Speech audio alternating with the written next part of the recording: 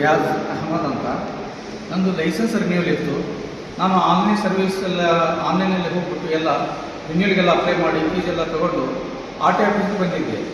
R T ಆಫೀಸ್ಗೆ ಬಂದು submit ಮಾಡುವಾಗ ಅವ್ರು ನನಗೆ ಇದು ನಿಮಗೆ 28 ಟೈಮ್ ಅಂದರೆ 5 ದಿವಸದಿಂದ 8 ದಿವಸವರೆಗೆ ನಿಮಗೆ ಕೆಲಸ ಆಗುತ್ತೆ ಅಂತ ಹೇಳಿದ್ರು.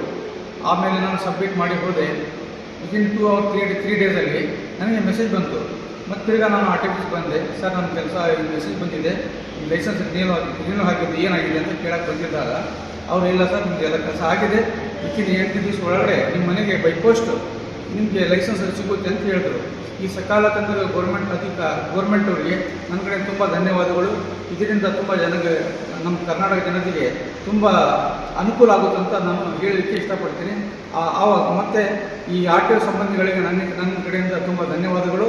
ಈ ಸಕಾಲ ಸರ್ವಿಸ್ ತಂದಿದ್ದರಿಂದ ನಮಗೆ ಭಾಳ ಖುಷಿಯಾಯಿತು. Thank you very much.